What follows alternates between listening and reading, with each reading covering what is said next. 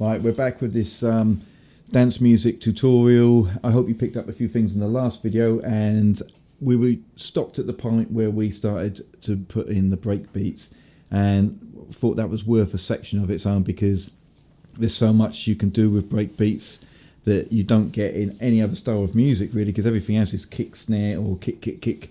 So break beats are really interesting because they're sampled from old funk, soul, hip hop tracks. They're chucked in, they're completely not meant to be put together, and they're all different speeds and tempos, but that's what makes it fun. At the end of the last video, I just chucked a couple in, the Fool's Gold beat from Stone Roses and the Commodore's beat, and put them together. Didn't do them tidy, but now we're going to spend a bit of time and go in there and tidying them up. So let's crack on and get in there. Right, so I'm going to make a loop of the first beat. Let's solo the Manchester beat.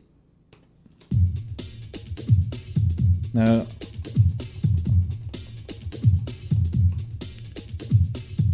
get rid of that. This is really anal, takes ages to do.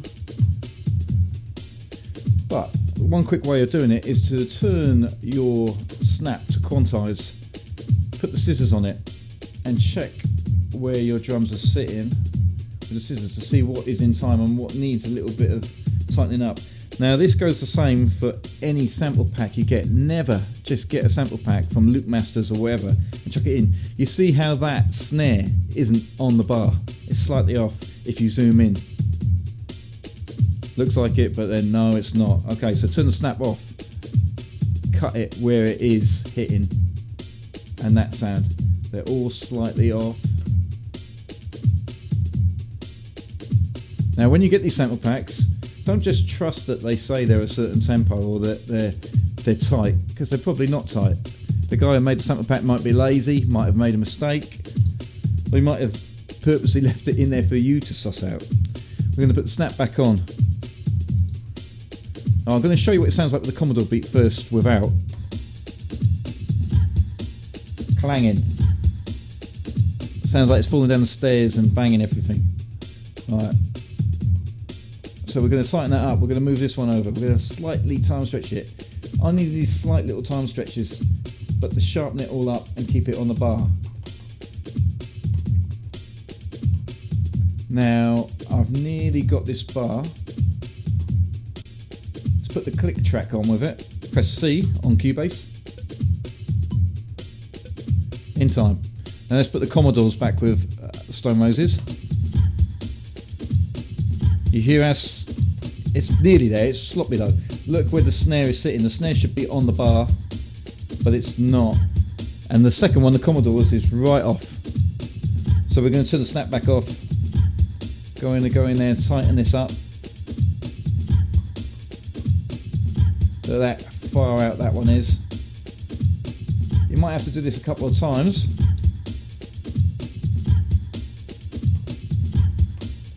Move down the screen a little bit. Time stretch it. Snap back on. J on my shortcut on Cubase. Like I say, I might be using Cubase 11, but the same rules apply for Logic, Ableton, Fruity Loops,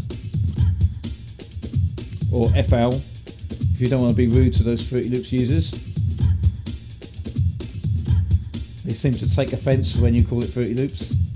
I can't help it. It was originally called that when it started. It's a bit like Sonar. I still call it Cakewalk.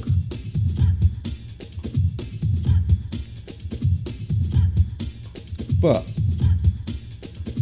you see how those two beats now gel together tightly.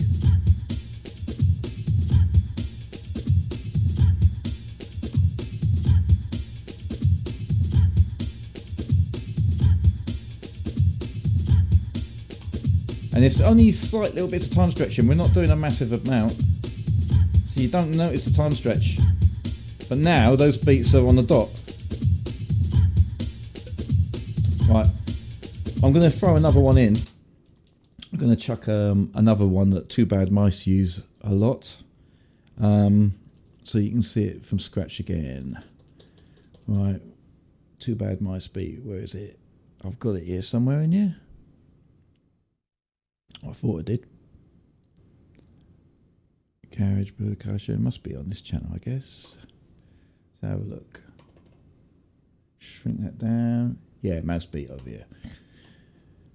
Let's grab that, pull it into our loop.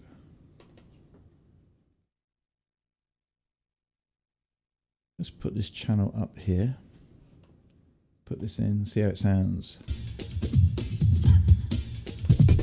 Ooh, all over the shop. That's going to happen with break beats. They're all different crazy beats. So let's solo it.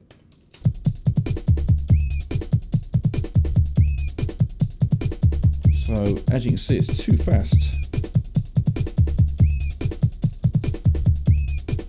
And what I'm going to do first is get the end of the bar,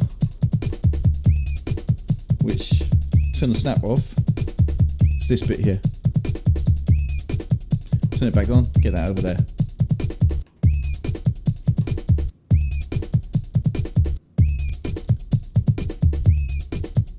Bring the Commodores back.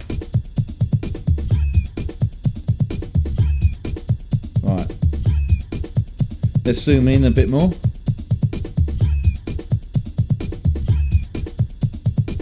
Get the snap back off. Scissors, you can see there where the bar is. Everything's lined up, but this is slightly too early. So I'm going to cut it. Not too bad there.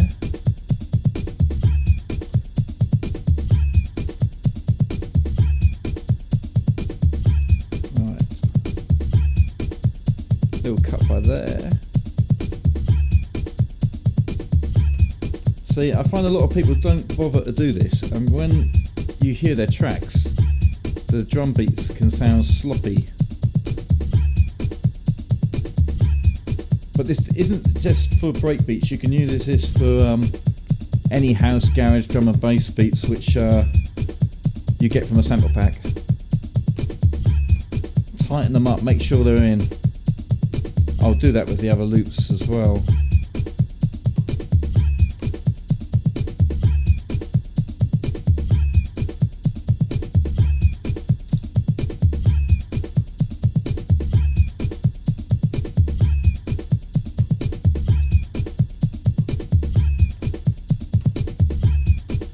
Now I bet you didn't spend as much time on your drum beats, did you? You just got the sample pack and copy and pasted, loop, loop, loop, loop, loop.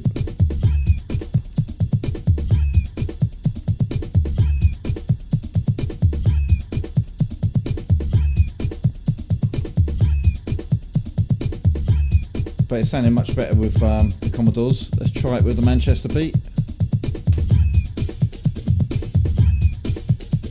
Now they're all in time. I'm going to press save there. Always do a save. Right.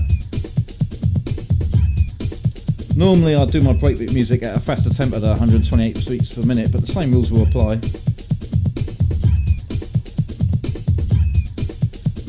Now let's get rid of all this. We don't want that. What we'll do is we'll copy and paste that. Now that first bit on the mouse is going to sound irritating if it's too often.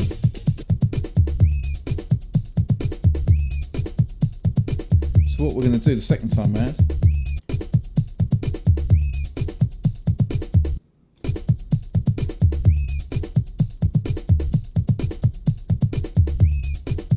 sounds better, it rolls nicely.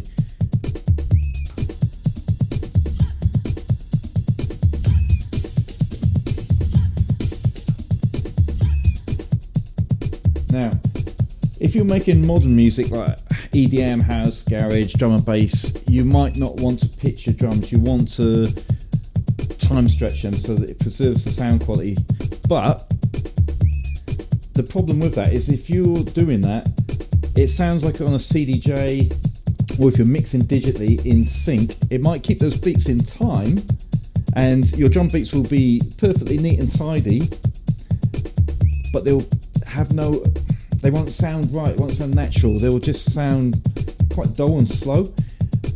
But if you want to get that authentic old school sound that they used to do, you'd need to pitch it, because back then I started on Pro Tracker and then Octamed, And the only way you could do it back then was to speed up the sample. So you pitch it just like a DJ playing on a 1210 on a record player will have to pitch it up +2, +4, +6. The beat will not play at the same speed. As you speed it up, it will also change the tone and the tempo. So the way you want to do it is to chuck your beat in, pitch it up, and then time stretch to get it in time. But you also want to pitch it to get that sound.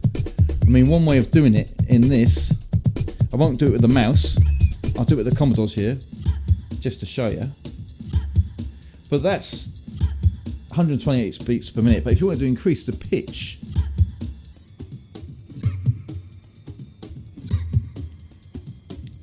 transposing it, giving it a little bit of a pitch, makes it sound like it would have sounded on the turntable. If you want to create that retro sound, you need to pitch your drums as well as time stretching them. It depends. Some people are trying to be progressive and move things forward and make things sound modern. Other people are trying to keep that retro sound. Thanks for watching. I really hope you enjoyed the video. If you want to watch the next episode, click right by here. If you want to watch the series, the playlist is over here. And if you'd like to like and subscribe to the channel, just click up here, please. Thank you very much.